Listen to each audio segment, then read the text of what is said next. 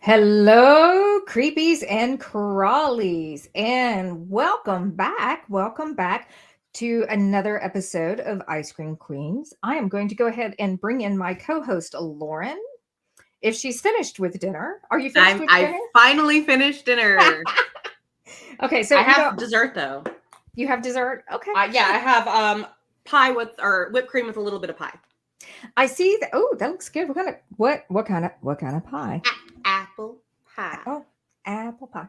I keep telling myself that. Good evening, Joey. Good evening. I'm trying to Hi, get my. Joy.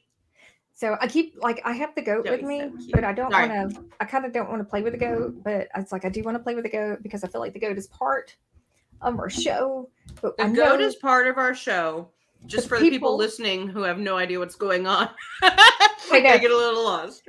Okay, so yeah, maybe we should just, if I'm going to play with the goat, I should tell them that we're playing with the puppet goat. The goat is officially like, so if they hear weird noises, it's just 100%. It's Baphomet. So I do see that Kat has been trying to log in and join us, but as you know, everything in this area went haywire over the last, I would say week and a half. Yep. We were supposed to do our previous episode. And we apologize to everybody that was not able to join us because we weren't able to join us. we weren't. I know we weren't able to join us. It's not very often that I can say that none of us can join our own show. I think Magda jumped on at one point and sent a message, and then our friend Kelly Guttner from Cosplay Cafe Phoenix Sisters jumped in and joined us as well, and just said, we're not going to be there, and we thank everybody for all of their help trying to let everybody know. But some of us, I'm not 100% sure about Kat, but some of us were completely without power for 7-8 days. Mm-hmm. And it still looks like it's kind of in a recovery process. I know that they said that it has been cleared, but I don't think so. So Our power was off and on yesterday. Oh, yeah. Mine too. And I panicked every dang time. Every time. It's like I'm so tired of packing up bags and having to live in other places. I just want my own house. I pay for it. I know. And then of course I have pets. I have dog. Mm-hmm. And my dog is a little bit larger. And so we were having to find a place that would accommodate dog. And that was kind of challenging. But we were able to find a hotel that had ice cold air and was accommodating the dog. Terrifyingness. Okay, sorry. I was alone down here. I was not. One of my children was wandering around in the dark, and I'm just like, what is that movement? Okay, sorry. Because in children, if it's the little one, children are creepy. Oh, okay. Okay, so like little kids can be creepy. Creepy. Oh, wait, did we hear Sorry, I didn't mean to interrupt your train of thought there with the finding a place for the dog to stay with you. Nope. So I keep hearing the little boop that lets us know that somebody's here, but I'm assuming that we're still having some issues trying to get her on. So we apologize. We were trying to wait and see if Kat could join us, but we're going to go ahead and just bring her in and let it keep spinning until it loads. Let's try that. And we'll just keep talking like the spinning void is not there. We'll let it spin for a while. And if we need to take it down, Speaking of spinning void, I did a fun video today where I tried on a bunch of new clothes, and one of the dresses was like a black and red spiral tie-dye style dress, and it did this spiral on the front, and I was like, it looks like it's pulling you in. Look at it. And then I turned around and I realized it had the same on the back, but the spiral was like right on my butt. And so I was like shaking my butt around like it's Hypnotoad. Wow. I was having way too much fun with it. I'm just curious, where was the center of the spiral? The center was right on my right butt cheek. Oh, okay. All right. Ooh, okay. I'm just like, that would all depend on placement. And for me, I'd be like, I'd put it on, it would probably like line up right with my butthole. I'd be like, nope. No, it was off to the side a little bit. Okay. So it wasn't like, in the front, it wasn't straight up like, no, but I do have a pair of pants that have all of everything points to that though. And I didn't realize it when I bought that. So those are fun to wear out. Oh yeah. Oh yeah. You have to see the Elvira shirt sometime. I'll have to take a photo just so you can see it because Elvira is right in the middle of my crotch and it's quite hilarious. So, because who doesn't want Elvira in the middle of their crotch? But I That's do want to fair. say, our friends, check out my wine glass. Resting witch face. I That's know so cute. our friends at their broom closet. I got this from them. So if you're in Memphis and you are tooling around the downtown area, go by and check them out. They have a lot of Geek Gumshoe says hypnotic butt. Thank you. Okay. I'll take that as a compliment. Yes. Yes. But if you're tooling around the downtown Memphis area and you need to pick up some supplies for any type of ritual activities, any type of tarot, divination, anything, but you also just want fun gifts, they have them. So I'm like, I do need to pop in there at some point and just like do a review. That would be fun. Oh, And yeah. surprise them. Just walk in and be like, "Booyah!" Okay, so I know We're that we've so been off topic. I know we've been talking about everything, but trying to Trying to get Kat on here. I know we've been trying our best to get Kat on, but we're just going to go ahead and kind of jump in and go forward. So I think that our topic might have been somewhat misleading because I kept tagging stuff like sex and horror and, sexy horror. And it's like all of the music that I was tagging with like our reels and stuff like that. It was like horror. And I'm like, wait a minute, that's not really what we're doing. That's not really, we're actually. No sex and horror. I know. It's right the opposite. We're talking about Kat! Yay! Yay! We timed that perfect. My internet finally decided to cooperate. So here I take it you're back in town and getting everything set up. So it's just if it's been anything like it's been on this side of the world, it's been a little chaotic. So power out every day, internet out every day. Yeah. Yes. Yes. Yes. It's really sad when you have to go to work to get air. Yeah. I know. Yeah. We were lucky enough that ours kept playing the blink game at least. Like ours wasn't completely out. We would get power for a couple hours and then it would be out for like 12 hours. But we would at least get enough power to where it would cool down the house. We never had to move. Okay. We have 4 cats. 2 of them would be easy to catch. The other 2, not so much. So we were very lucky in the fact that it kept our house at least cool enough to where we did not have to move the cats. But it was still like that's a challenge though. Yeah.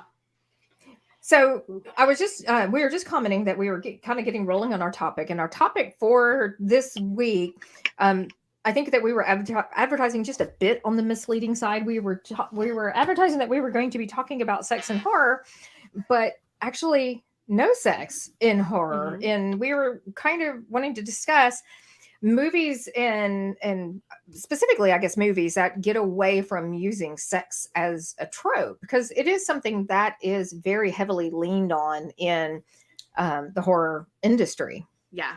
As Game of Thrones. I can't remember the person who played Arya. Maisie Williams. Thank you. Someone interviewed her once and they were like, how would you describe if you were going to give the title sequence lyrics, what would they be? And she was like, boobies, death and boobies, death and boobies, death and boobies. And that to me is what horror was for so long. Oh yeah. But it was and it wasn't, because I think that horror initially entered into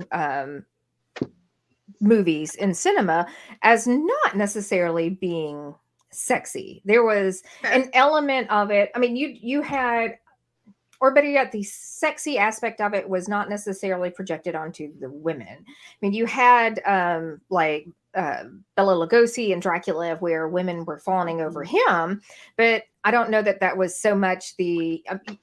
You didn't have the traditional sex scene and kids getting like killed while going off into the woods and having sex and stuff like that. You think old school horror, and my husband actually helped me come up with like a list of movies without the scenes. Yeah. And it got to the point where we were talking about like Dracula, Nosferatu, Frankenstein, and I was finally like, okay, we cannot write down every single like werewolf, creature of the black they're all of these super old school ones. They're all going to be like pretty decently without those scenes. It's not until what The year would you 80s. say? I would say Actually, no, 70s, I would 60s, even 70s. go.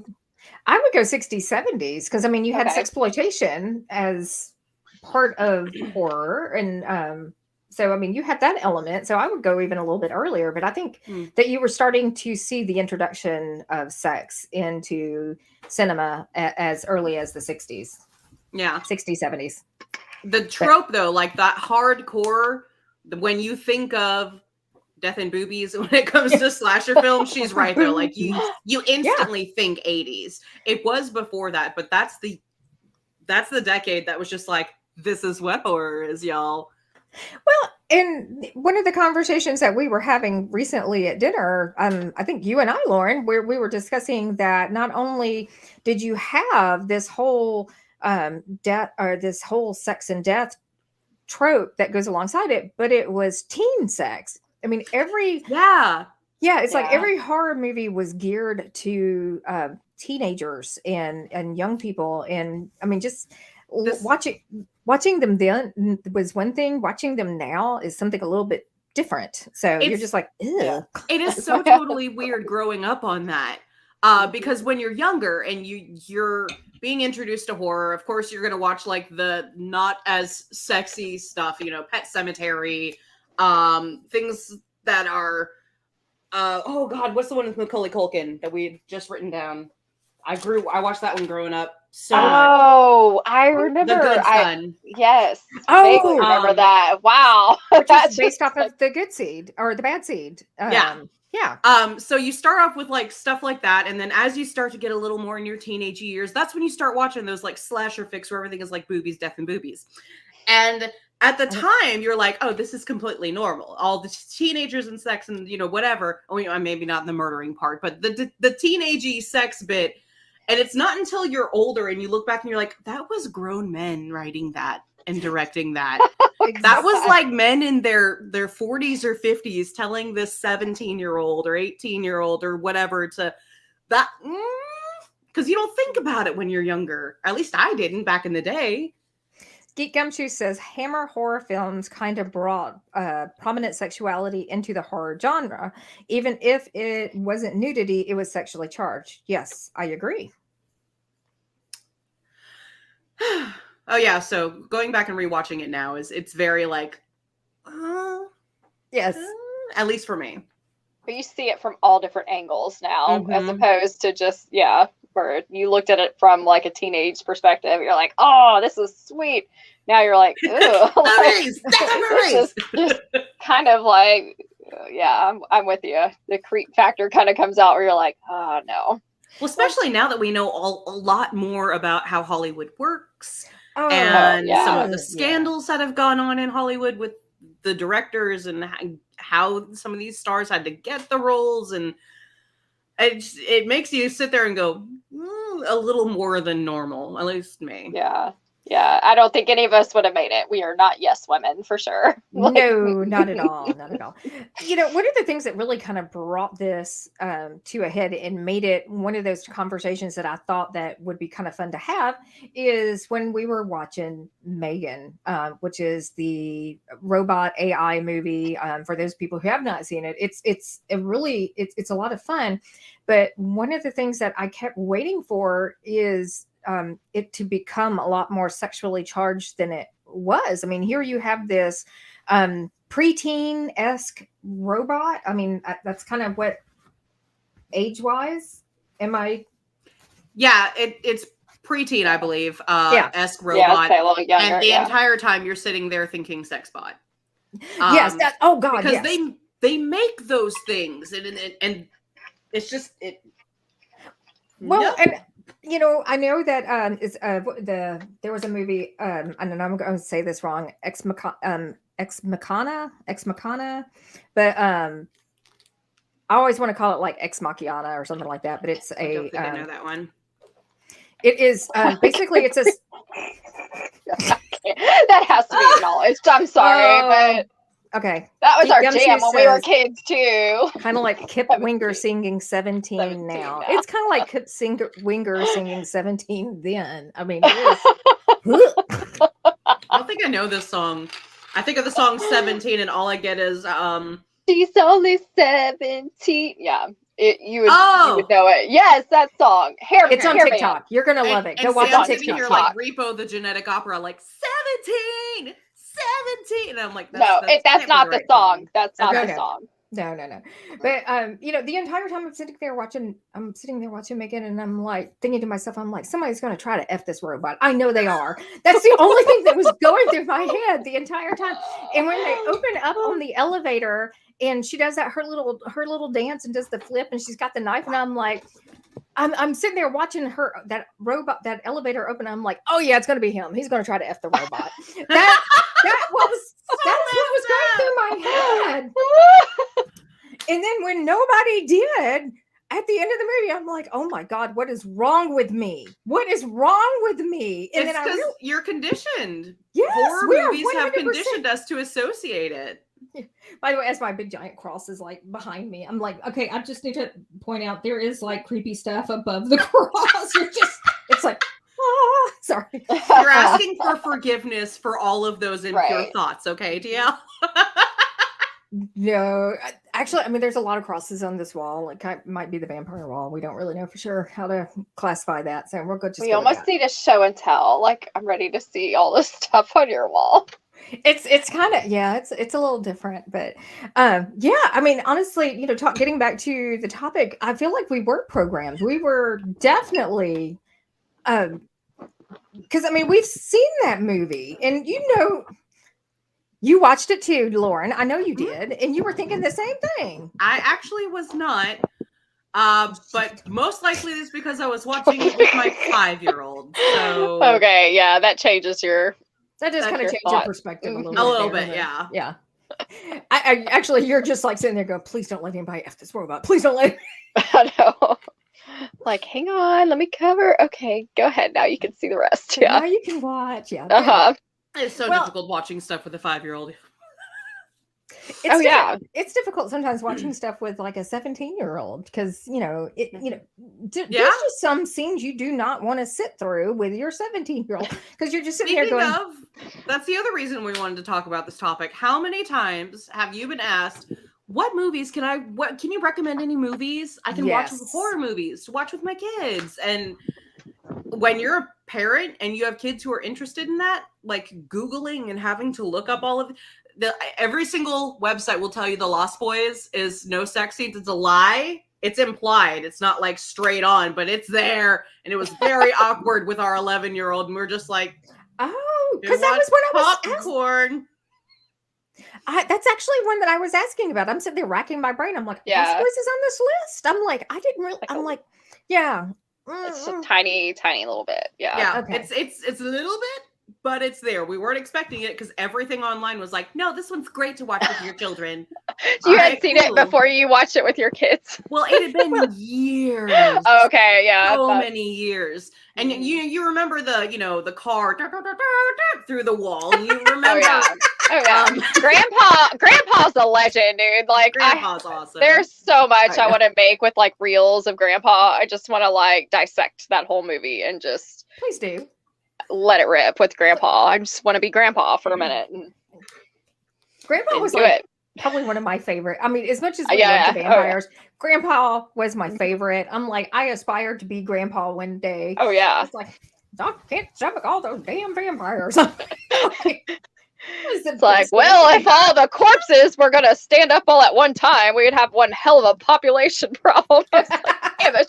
Just the stuff coming out of his mouth just cracked me up through that movie. So he's legend. He is legend. So, but I will say this, one of the things that I do have to comment on is I do get a lot of people who ask me for kid appropriate, child appropriate, young person appropriate horror movies. And what I have found, they don't necessarily always mean gore. They mean titties. I'm sorry. That's 100%. I'm sorry. But you can find some. I mean, you can find some completely without, though. I mean, there were some, I think, when we were growing up or during my era when I was growing up. I could think of some that you would watch when you were a kid. Like, well, that. And then Poltergeist was a really good one. there was one that was kind of like off the beaten path, like a B movie, which was The Lady in White. But it was all like about Halloween and a girl getting murdered, and then just it kind of became like a whodunit type of thing towards the end. But it had some little creepy moments. But I think a kid could definitely, you could put that in front of your kid and be like, it's all right. So I have a list here. Gremlins. Yes. That was on our list. It was hard to find some older ones. Goonies, as Joey Rody just commented there. Is Goonies horror? It's like adventure. It's adventure horror, Yeah. Okay. The Good Son was one of the ones that surprised me. Little Shop of Horrors was on the list, and he was like, "Do you want me to write that one down? It's like a musical." And I was like, "It's a horror musical." Yes, right. But kids love songs, so sure. Yeah. Let's see here. Before the 2000s, it was a bit more rare. Like Ringu in the 90s. That's one of the only 90s ones that I could find.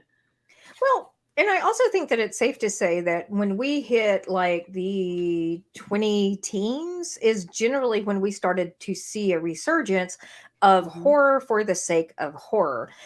There were a lot of incredible movies that came out during that time frame. And I'm going to say that, first of all, this is based on sexual content not being in the movie, but it is not based on gore. It's not based on scare factor. But some of the movies that just immediately came to mind, first of all, was Annabelle.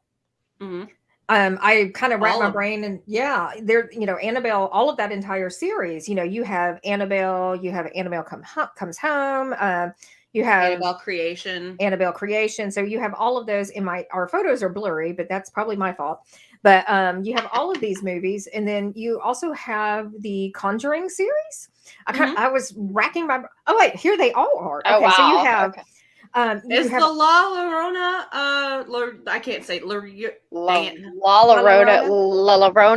La Llorona. I thought La Llorona. There's a yeah sound in there, and I can never say it right. La Llorona. Thank you. I have difficulty with that one. Is that part of that series?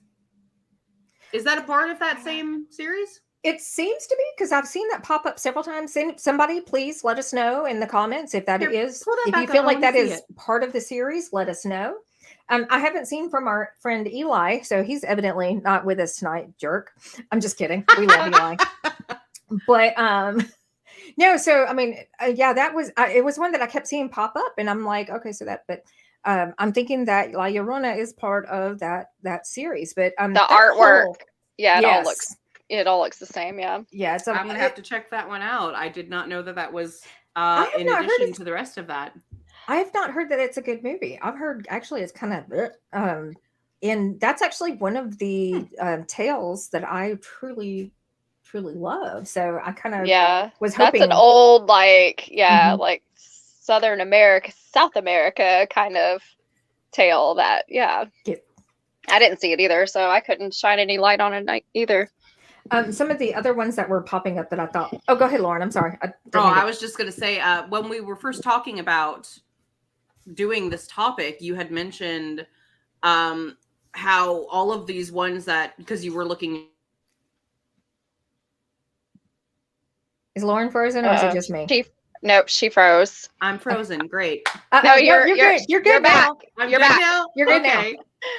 You had mentioned how all of these were like critically acclaimed or like award winning or like really good horror movies. They were considered groundbreaking. Very interesting. I think Johnny, who runs the station, has mentioned several times that a lot of times when people are bringing out these movies, I think he was maybe talking more about the Marvel franchise and all of that, but they're shooting themselves in the foot, making everything R-rated this and R-rated that, because parents aren't taking their kids to see it. Right. Parents can now share the horror with their kids, whether you think that's okay or not out there in the TV land. But people who do are now. And I think that has a lot to say with how popular and critically acclaimed all of these movies are getting. Well, and I think that it speaks volumes when you have to remove something like, or when you do remove a trope such as, the teens going off in the woods or people getting killed while they're having sex. Because, I mean, first of all, that puts people in a very vulnerable state. And now we're going to have to think, I hate to sound cliche, but think outside the box and kind of get something a little different to use as, some as a scare tactic, You create mean they vulnerability. actually have to write stuff and use their imagination? Yes. Yes, they do, and they should. And that's one of the things that I have really, I have leaned more into the Conjuring series. I have truly enjoyed it. We do have a comment. Geek Gumshoe says, if one parent buys a ticket with 2 kids, you've doubled your box office take. Absolutely. Absolutely. Yes. But, I've really leaned into the Conjuring series more so. I've watched The Nun and I've watched Annabelle, but the Conjuring just really caught my attention. My favorite so far,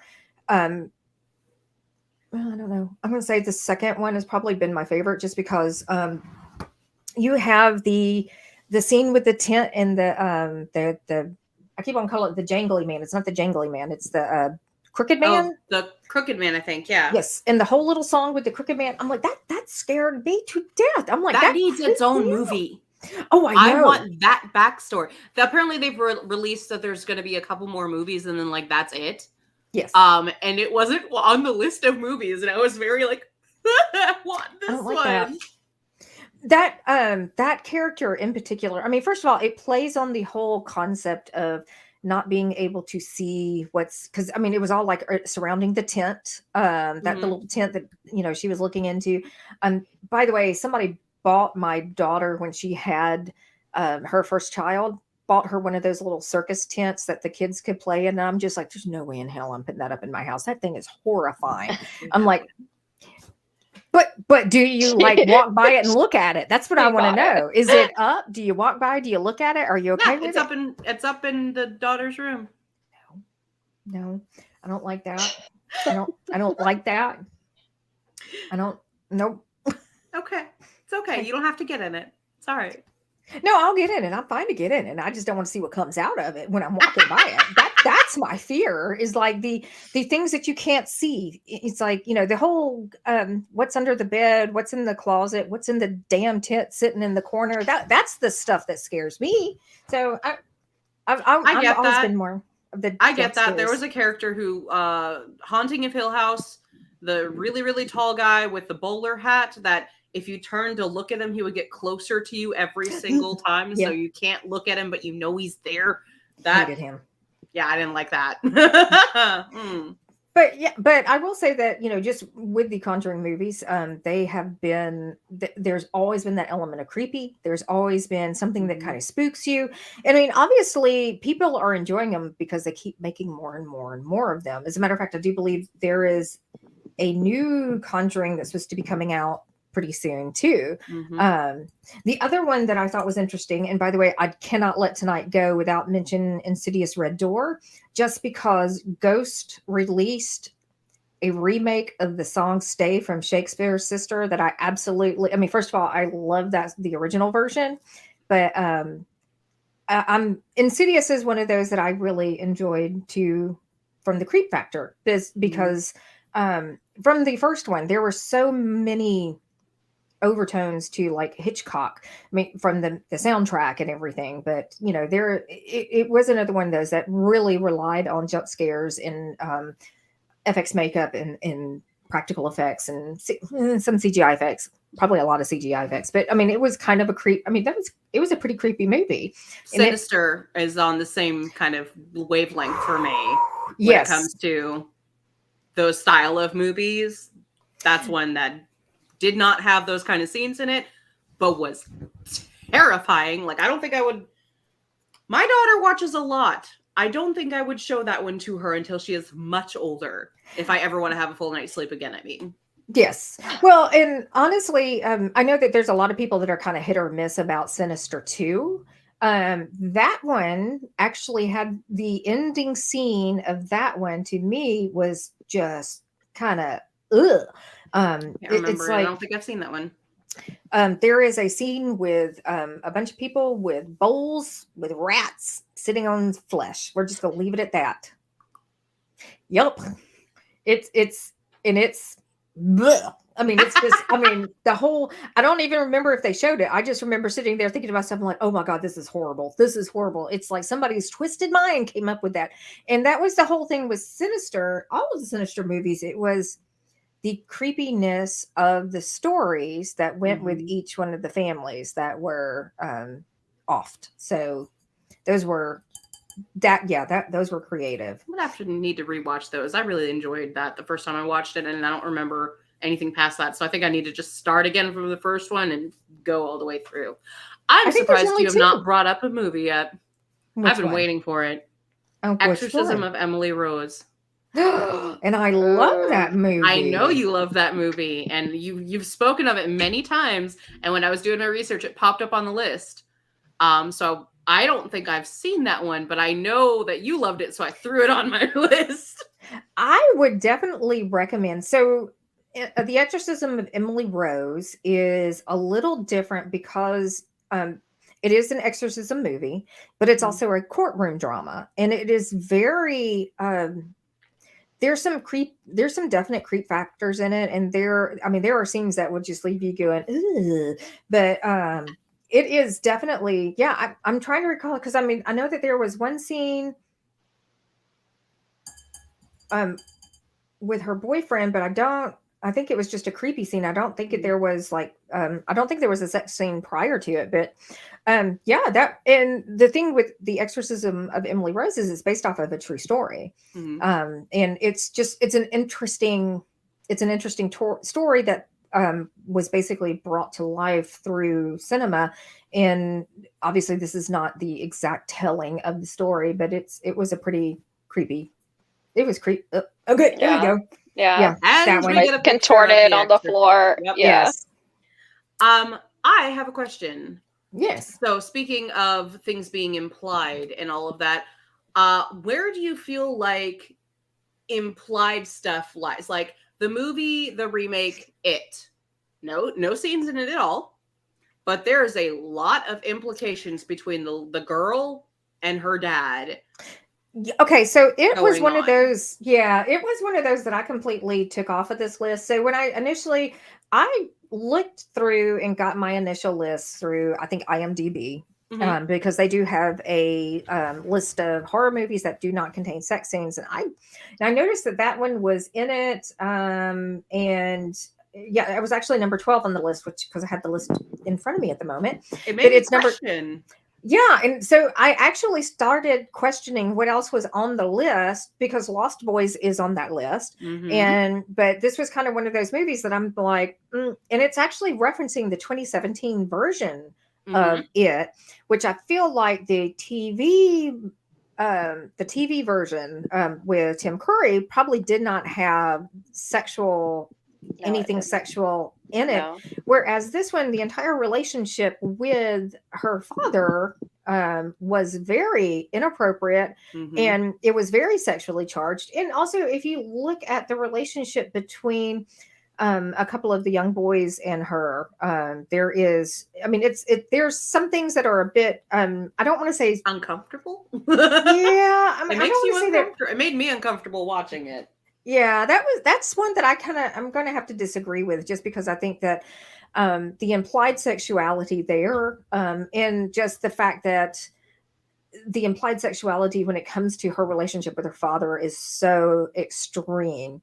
I agree with your disagree on that. It was on the list, and I was like, is it really though? Is that really? I mean, I get that there's no titties, but there's there's other stuff going on there that is deep. It'd be like if they put Babadook on the list with that scene with the obvious buzzing going on, and the mom in the bed, and then the kid jumps and like surprises her in the middle of it.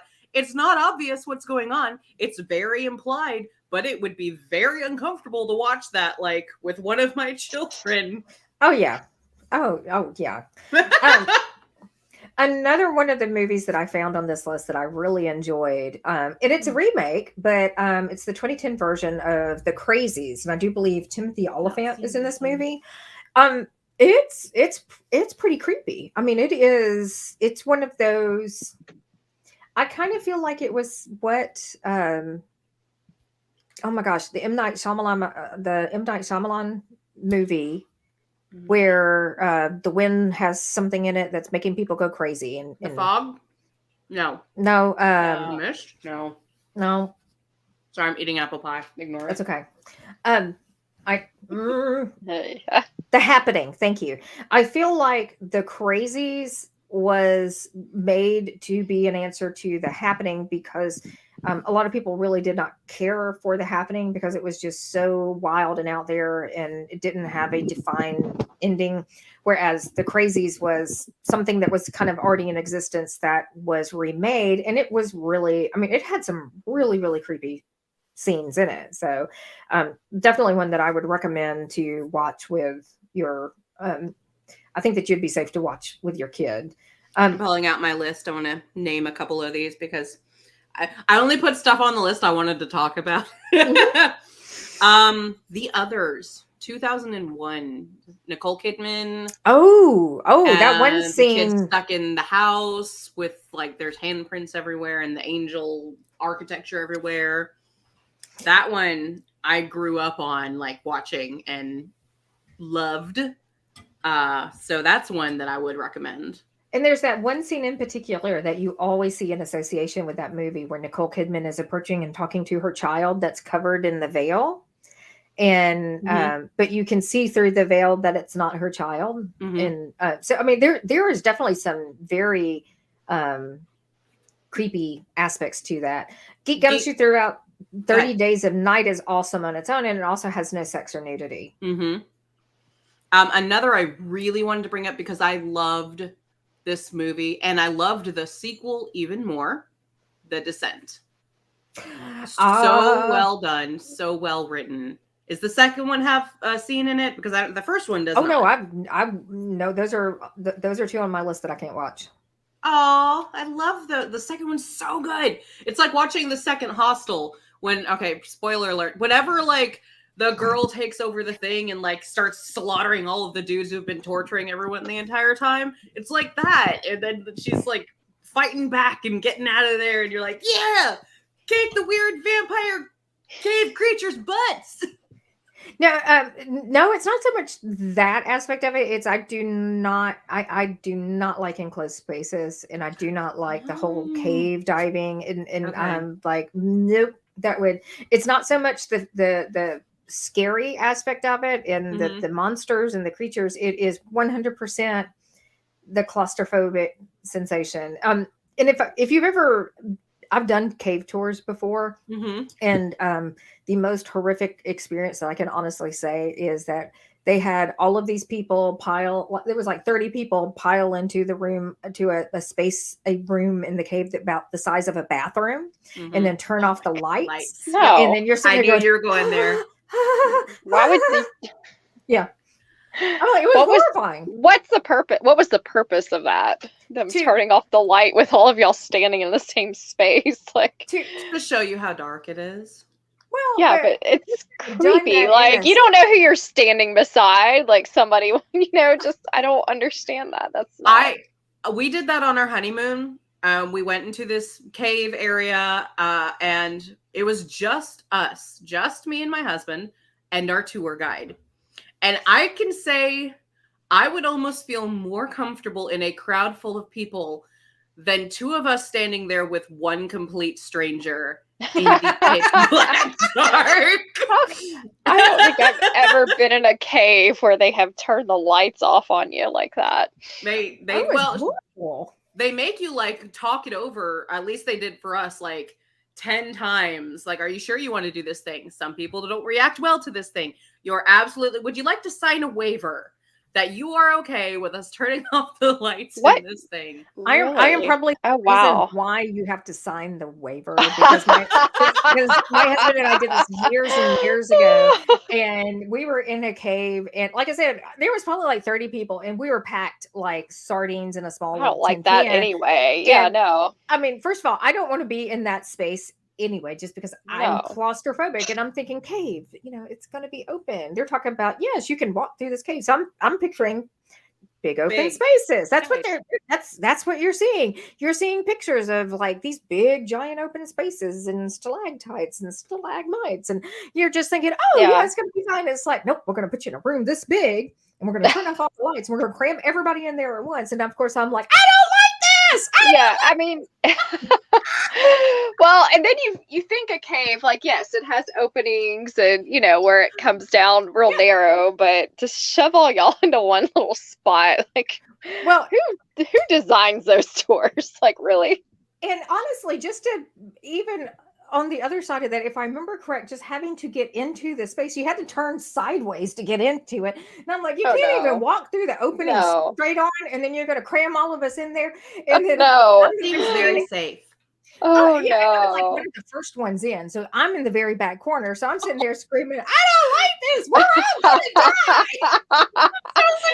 And you're an elevator. You're the first one on the elevator, and people don't stop coming in the elevator. Oh, that's the worst. That's like a 201 Poplar elevator right there. There's like 30 people cram into that one. Oh, I have a horror story about elevators too, because I have been stuck on an elevator going between floors at the freaking Liberty Bowl here in Memphis. And yeah, oh God, it was horrible. It's like, yeah, they have so many That people. would be a lot of people. Yeah. Yeah. Oh, yeah. And once again, I'm like, I don't like it in here. We're all going to die. And see, I don't like the elevators things because I don't like heights. And I know it takes me up. And then if it gets stuck, or if the falls, that's what you start thinking about. Like, if this cable snaps and I'm in it, I better think to jump right before it like explodes down at the bottom, just to give myself a little,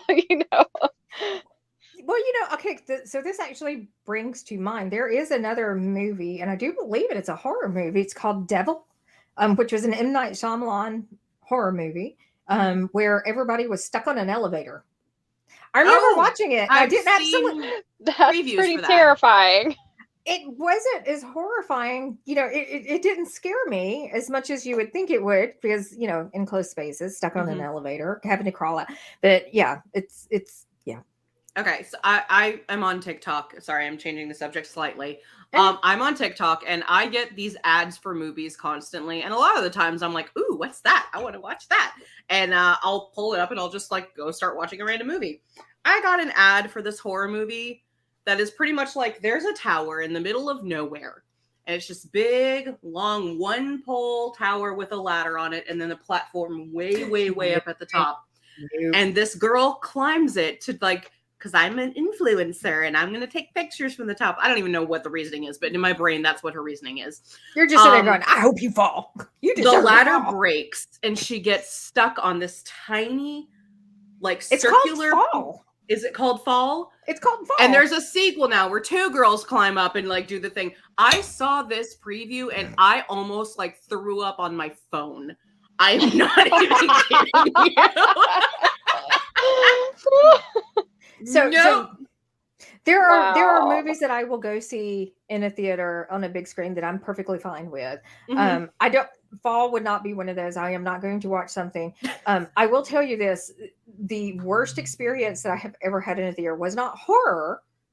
I was at an IMAX watching something along the lines of I think it was a Titanic movie, and I actually got seasick. I started like, because it's sitting there, it's it's like tossing around and you're like watching these waves come over and it's like right in your face. And I was like, oh no, I don't like this. So now the entire time you're sitting here talking about like Fall, I'm sitting there picturing them like it's on an ice screen. It's like an IMAX screen. And I could just we were already leaning back and I mean that scene they did in that movie where the front of the bow of the ship fell was actually a really good scene, even though it's all like CGI, but I mean just the impact of how big the front of that ship was when it hit the water and just went down. I mean, that's that could make you sick for sure watching it like that. It was like a documentary though.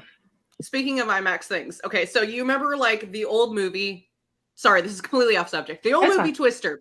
Did you go to see it in the theaters? And you're watching this stuff, and the cow just goes like across the whole screen. Yeah, and they're coming out with Twisters, the sequel. Twisters. I saw it. Have y'all seen it? See it, and I'll tell you what, Lauren, if you go to Universal Studios, I don't know if it's still there or not, but they had where you literally go through like a simulation inside that movie. And it was like you stood next to like the drive-in movie theater, and like where they kicked up the wind, and it looked like a tornado was coming out of, like, even though you were like in a sound stage where it kind of crossed and it was coming at you, and it was really creepy. It kind of like it's a good experience. You should go do it. We went a couple of years ago, and I do not remember that. Do you not see? The Jaws ride was not there anymore either. Yeah, they've taken out Jaws. I took my oldest kid right when he was about 9, and he was just so into Jaws, and I was like, yeah, we're gonna go ride Jaws. And we got there, and it was under construction. You could still see like Amityville Island, but they were tearing it down to do Hogwarts and all that area. I was like, oh, we missed it by like 1 year. And then Twister was there. I think we did that. But they've started pulling out all that old like Hollywood cinema. Like I remember they used to have a Psycho exhibit, but some of the stuff was so good. Like the Psycho was there with the Bates Motel, and they had a replica of it. I mean, they had some really, really cool stuff at one time. Now it's all just like thrill rides, and you know, they're kind of getting away from stuff that's actually just, I don't know, a little more thought-provoking, I guess. I don't know. Honestly, I would love to see Universal Studios have a section that is 100% horror-driven and 100% like just creepy and horror. The last time that I was there, I actually was there with my daughter on a choir trip, and we had one day at Universal, and you had to pick your side because you had like two sides. Yeah. Mm-hmm. So we got. I remember like Spider-Man the ride and all of that was really, but we were on the side that had the Harry Potter, the whole Potter universe. And of course it was not as big as it is now and everything, but it was, it was just being able to, at that time, go walk through Harry Potter's world and have my butter beer and, you know, yeah. Like, ooh. Yeah. Does it cross sides now? Because it wasn't there when I went. I didn't know if because they built it towards the back of the original Universal Studios. I know like the Isles of Adventure was like the later addition on. So I didn't know if it was like kind of like a walkthrough between the lands or how they did it. When we went a couple years ago, we did not have to choose a side. We just went to Universal. Okay. So used to you had to. Anytime I've been, you've always had to choose a side. And I was with you. I did the Spider-Man side, but it wasn't, I don't know. Yeah. It was all right. That gave me motion sickness. I would 10 out of 10 not recommend it if you can't handle big screens and wanting to vomit on your phone. Yeah, we actually picked the side that we did because it had less of those e-ticket rides. All of the thrill rides. We picked the ones that was more, because the group that I initially went in with was like all of the weenie kids. It's like none of them wanted to ride roller coasters. It's like when we went to and I'm actually the mom who usually likes to ride rides, so but yeah. We went, I'll tell you a horror story. When we went, the day we went, actually, it was back in like 2013. The tallest roller coaster that was there got stuck at the top, and the people were sitting like straight up in the air with their legs, and they were at the very top where it crested over, and they were just kind of parked right at the very top before it goes over the top and drops down and goes through the whole ride. So it was the first lift on the ride that goes straight up vertical. And I just remember like I had my son and I was like, oh yeah, they're going to have a parade here shortly. And, it'll be in this area, but I can't figure out why everybody's looking up. And all of a sudden we started looking up and everybody's like, they've been stuck up there for 2 hours. And my kid rode that ride with his dad earlier in the day a couple times. I was thinking like, something is just giving me a bad vibe about this ride today. I'm not going on it. I don't know what it is until later, like about, like 8, 9 o'clock at night. And that ride was just stuck straight up in the air. And they finally got, I guess, enough ladder to get up there to get those people off. But what a mess. I mean, it's all, we actually, I think it would be kind of fun to do it's not necessarily a true crime, but it is kind of a creepy, freaked out. I think it would kind of fall into this section of what we chat about, but to talk about amusement parks and there's so many. They're like water parks and thrill parks. There's so much that goes wrong all the time. Absolutely. Well, it's summer. Maybe we should plan on doing something that's like amusement park and horror and in like real true stories. That one turned out okay. Everybody made it off the ride. I'm sure they were pretty emotionally traumatized from being stuck like 12 stories in the air with their legs up over their head and for a couple hours, but they all made it off. They all were okay, I think. So don't think any of them are going to be riding anything like that anytime. No. Oh no, I will never get on that ride. If I go to Universal Studios, somebody's like, "Hey, let's get on the Rip Rock and Roller Coaster." Like, nope, not happening. I'm trying to remember where my husband and I were. Something very similar like that happened. Like we were in line to get on a roller coaster, and then we decided we were hungry instead, so we got off a line. And we went to go to the stands to get something, and then it got stuck. Like, and that would have been you. It would have been us on there. That would have been you. No, on that ride. Thank goodness I am chunky and wanted food. Oh no! Well, it's not even just like that with rides. They say like airplanes that crash are the most. Where people call in and they cancel or change reservations. Like it is the weirdest thing with airlines. They say like plane airlines that crash, like the flight you're supposed to be on, and say if it's, the one, hopefully not, but they say that those flights are the most rescheduled, like the passengers on it rescheduled. So I would love to cover that. There's something there there's more people that are in tune with like, their mortality than what you really think. It's just like, oh, I don't feel like going on that flight today. I'm going to, for whatever the reason is why you cancel or why it gets changed. But that is an actual thing that does happen. Yes. That was not my experience going on a flight. It's like I had every red flag. I had every red flag I should have had, and I didn't pay any attention. Nothing happened on the flight other than something was messed up the entire time. But it's like I had all of the Final Destination. Thank you very much. Thank you, Geek Gumshoe. But I had one of those experiences where I get on the plane. I'm supposed to be somewhere. I'm sitting there looking at it, and they start telling me that, oh, such and such is not working. Don't mind us. We're going to be a little late taking off because we're going to be doing this, but we're going to be doing this without this. And you're just like, oh, okay. Well, there's nuns on the plane. We're not dying. So I'm just going to sit here and read my book. So that, All right, so we do have a topic. We do have a topic. We got it way off.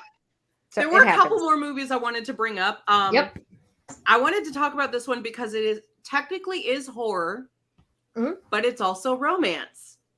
Warm Bodies. Oh, that's a cute movie. That's such a cute movie. And I love the whole like nod to Romeo and Juliet because he's R and because that's all I can say. I thought that's a good starter movie. Especially if you've got like the kid who's like really into the romance and oh my gosh, will they just kiss already? Because I was also that child. I was into the horror and that would have been such a fun one to watch growing up. So that would. Oh no! If you have a child that likes stuff like Nightmare Before Christmas and The Corpse Bride, that's a natural transition in my opinion. And I'm trying to think because my oldest child loved Twilight. I mean, absolutely loved the whole Twilight series. My youngest child refuses to have anything to do with it. Does not want to. She's like, no. And I'm all about watching how everybody in this whole series was toxic. It's like, I love, going and revisiting the whole toxicity of it. But if you have one of those, if you have a child that for all practical purposes would probably be really into something like Twilight, Warm Bodies is a great movie. Good intro to zombies. If they like the zombies films, the Disney zombies films, and they're starting to age out of that a little bit, Warm Bodies would be a great transition from that into something a little more adult, a little more creepier. Which actually makes me kind of now I'm trying to remember because I just recently went to see what was the new Dracula movie with Renfield? Renfield, thank you. And I know think. it was. I remember it being very, very rude and it being very crude, but I don't recall it having anything sexual in it. And the same guy that was in Warm Bodies played Renfield. Oh, cool! I haven't seen that one yet. I've been wanting to. It's cute. I like it. Right, so I got two more that I really did want to talk about. Blair Witch, the remake. Oh, they remade that? 2017. Oh, Lord. No. How could they remake it? It was just like a thing that, okay. Well, the original was, it's the same, just remade.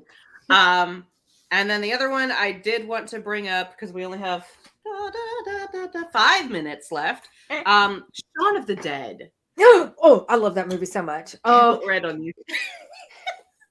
I can't. Okay. If anyone ever has ketchup or something, I can't not say it. It will forever always be "You've got red on you," and I think it is so expertly written. They tell the entire plot within the first bit of the movie. Okay, sorry. Yeah, one of Daryl's very, very close friends looks just like Shaun from Shaun of the Dead. I love it so much. It is hilarious. I mean, it's like, I really want this guy to go to a con with us sometime and just dress as Shaun, just because I think it would be so hilarious. But that was actually one of those movies. There's a handful of movies that I have been introduced to and that I have watched, and that people who were requesting that I watch them, they were like, oh, you probably will not like this movie. There's absolutely nothing about this movie you're gonna like. And then of course I love the movie. I mean, there's like, there's those handfuls that everybody's like, oh no, you're not gonna like it, and you're just like, oh, that's one of my favorite movies ever. But that's like me and Will Ferrell movies, and then Elf. Not big on Will Ferrell, but I love Elf. Yeah, I have become big on Will Ferrell movies after watching Elf. I hate to say that. God, I hate to say that. But yes, I actually, I mean, Shaun of the Dead is great. It's gross, but it's hilarious. And yeah, I would highly recommend anybody to watch that movie. And what was the other one? Oh, I said Blair Witch. And I said, Let the Right One In. Okay, so yeah, that's actually one that I was wanting to comment on. I love this movie. I love Let the Right One In. And when I say that, I'm going to go ahead and specify, not Let Me In, Let the Right One In. I like, I do believe it's the Swedish version. Yes.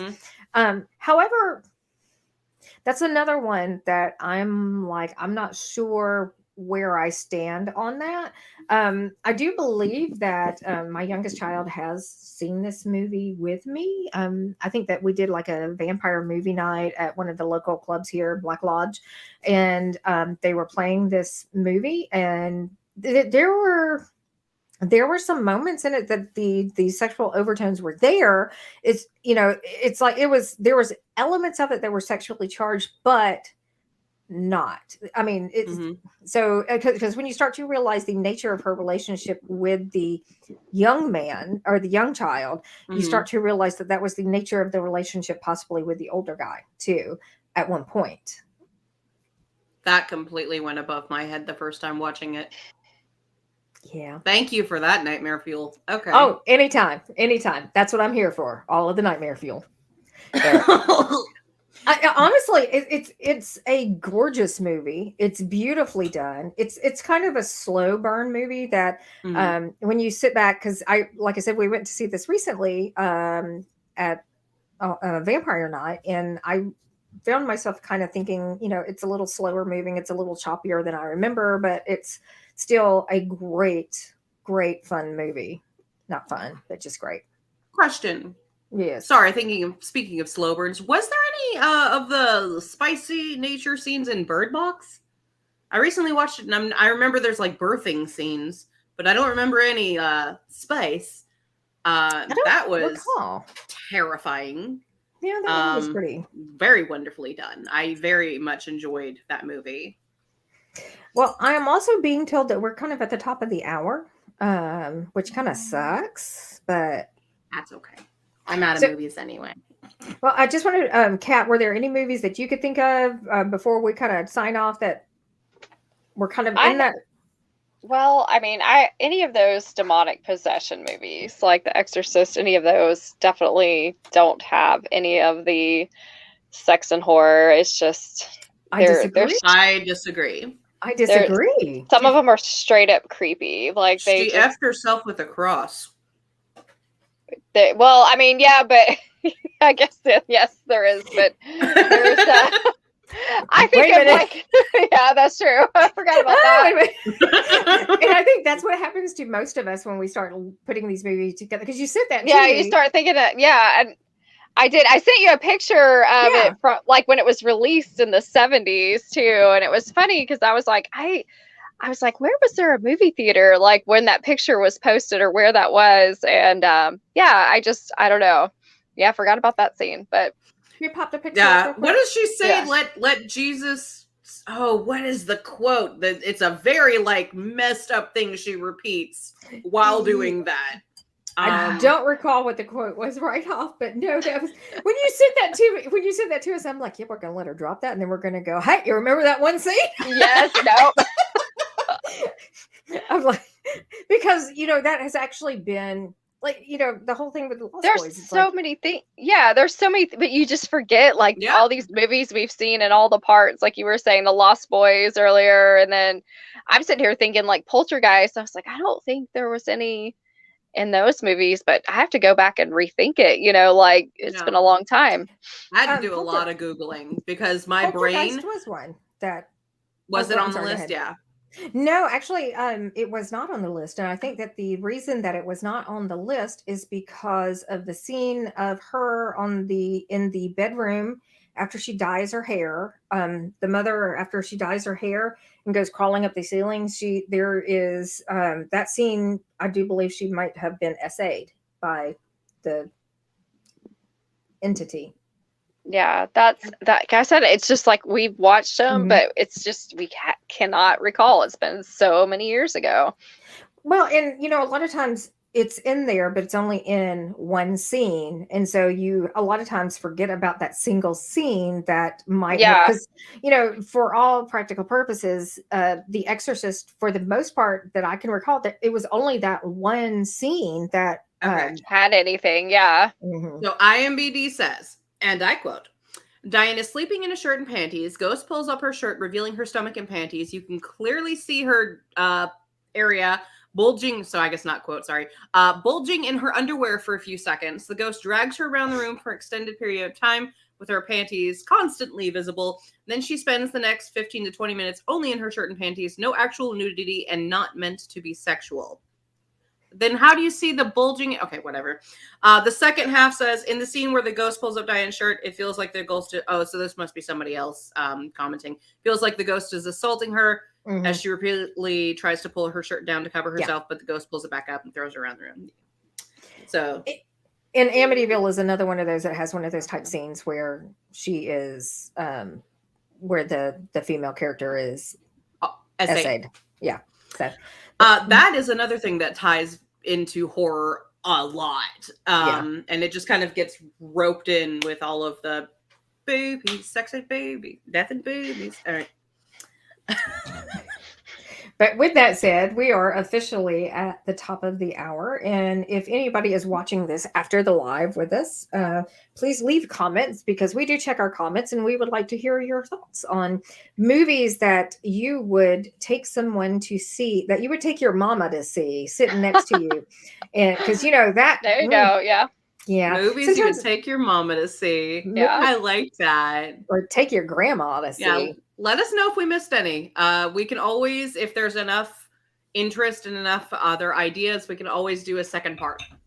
So we had discussed the possibility of we keep throwing around ideas, and we had talked about on the flip side of this, doing a show that is basically sex as horror, like the sex itself is 100% the horror aspect of that. And so we'd like to hear if you would like to hear about that. I know that we've talked about sex in horror, that we've talked about basically kink in horror, and then we have talked about non-sexualized movies in horror, but we've never really actually sat down and discussed sex as horror. There's quite a few movies out there. Teeth. There's the movie that it's like a spirit is going to kill them unless they pass it to the next person and sleep with the next person. There's quite a few movies that use sex as the main bulk of the horror. And I'd like to talk about the differences between those and people using SA as the bulk of horror, because they're very different. Yes, they are. Yes, they are. But anyway, with that said, I am going to say pleasant screams, and we will see you in a couple of weeks. Bye. Bye.